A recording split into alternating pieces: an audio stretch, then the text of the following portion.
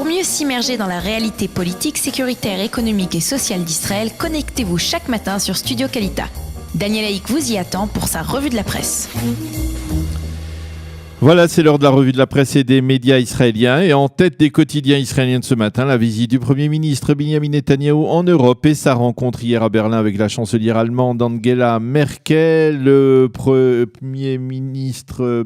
Le Israël Hayom, nous les montre en discussion et le journal met en exergue une des déclarations de Angela Merkel qui a affirmé à cette occasion l'influence régionale de l'Iran est préoccupante pour la sécurité de l'État d'Israël et nous œuvrerons afin de faire sortir l'Iran de Syrie en priorité du sud du pays. Et cette déclaration est un bon point, on peut dire, pour le Premier ministre qui la semaine dernière en avait obtenu une semblable de la part des Russes. Cependant, Merkel a indiqué à Netanyahou qu'elle ne partageait pas son point de vue à propos de l'accord de Vienne, mais elle a déclaré qu'il fallait donner une réponse au programme de missiles balistiques iranien, ce qui sous-entend que les Allemands pourraient exiger de Téhéran la réouverture de l'accord et l'inclusion de cette clause se rapportant au programme de missiles balistiques. Le Premier ministre israélien, lui, a insisté sur les dangers représentés par ce qu'il a appelé des pays de l'islam radical qui encouragent le terrorisme et aspirent à se doter de l'arme nucléaire. Le Israël Hayom précise également que l'économie iranienne va très vite commencer à mesurer l'impact des sanctions imposées à nouveau par les Américains, puisque le consortium automobile Peugeot-Citroën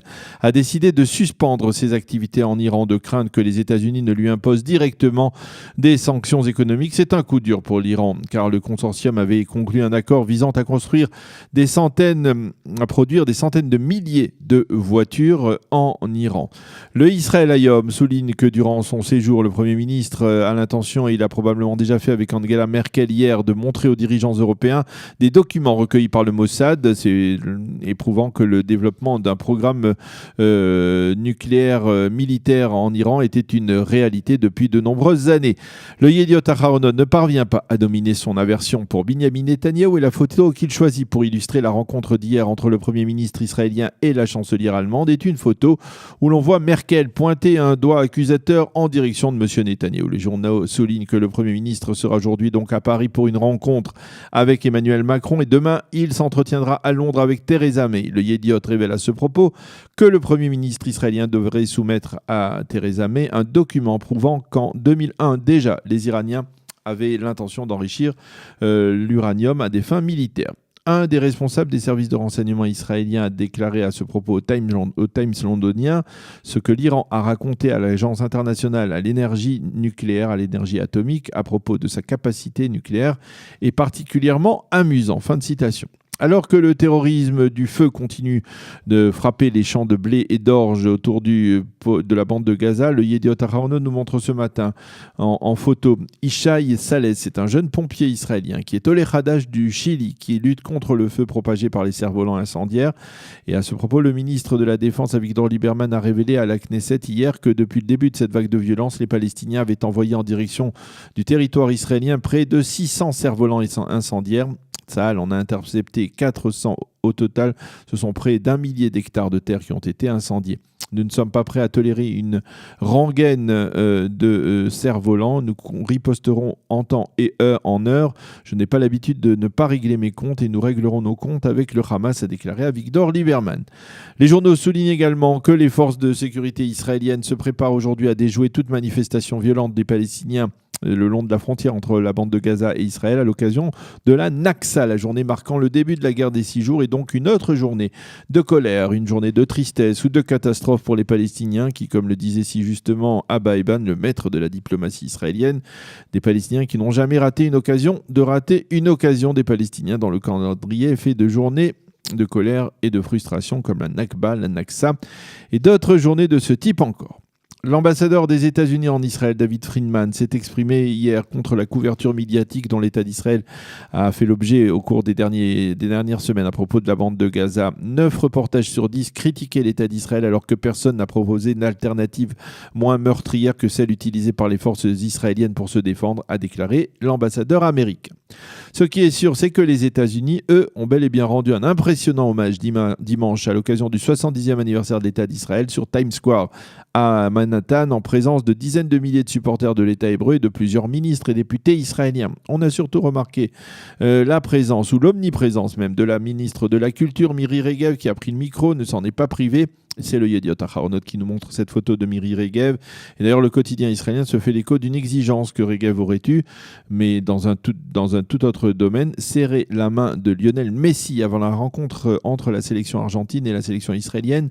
Samedi soir, 9 juin prochain, en match amical de préparation au mondial pour les Argentins. Mais un match qui provoque déjà une vive polémique en Israël autour de la vente ou la distribution de milliers de billets. Miri Regev a déclaré qu'elle n'avait pas l'intention de faire pression sur Lionel Messi pour qu'il lui serre la main, mais elle compte peut-être sur le fait que son ministère, qui est aussi le ministère des Sports, a décidé de consacrer plusieurs millions de shekels au financement de ce match.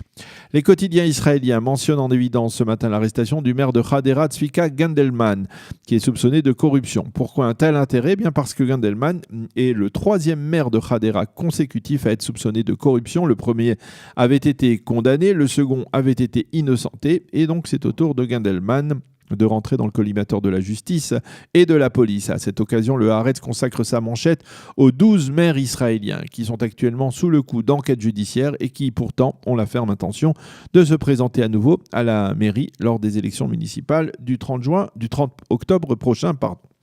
La plus célèbre d'entre elles est Myriam Feinberg, la célèbre mère de Natania, que l'on voit en évidence ce matin en une du Haaretz. Le Yediot Aharonot nous retrace ce matin l'épopée de Nadav Ben Yehuda, ce grimpeur israélien qui a réussi à survivre une nuit à une température de moins 65 degrés dans les hauteurs de l'Himalaya jusqu'à ce que les secours lui sauvent la vie. Par contre, pour une autre israélienne, partie elle en excursion en Inde, le voyage s'est terminé tragiquement. Adva Ben Dahan, 36 ans, de Givatayim, a été tuée dans un accident de la route après que le véhicule dans lequel elle circulait est plongé dans un ravin. Adva a été tuée et 4 autres passagers, tous israéliens, ont été blessés. D'ailleurs, cet accident n'est pas sans rappeler celui qui est au cœur de la série télévisée israélienne la plus populaire de ces dernières semaines. Son titre, Giborim Afim Alea, les héros volent à son secours, une série passionnante, très bien filmée, très bien jouée, qui retrace l'épopée de 4 camarades anciens des commandos Golani qui ont vécu ensemble un traumatisme dur durant les combats de la Seconde Guerre du Liban et qui partent à la recherche de celle qui était une sorte de mascotte, leur meilleure amie, Yaeli, qui était censée avoir trouvé la mort dans un accident de voiture, cette fois en Colombie, mais qui apparemment en était ressortie vivante et a été restée prisonnière d'une secte dirigée justement par un Israélien dans les forêts de Colombie. Si je vous le disais, la série télévisée dont on parle, comme on a parlé de Fauda il y a 2 ans, et les quotidiens israéliens accompagnent régulièrement les héros de cette série, parmi eux la chanteuse Ninette Tayeb qui interprète le rôle de Yaeli. Voilà donc pour cette revue de la presse et des médias israéliens de ce matin. Pour mieux s'immerger dans la réalité politique, sécuritaire, économique et sociale d'Israël, connectez-vous chaque matin sur Studio Kalita.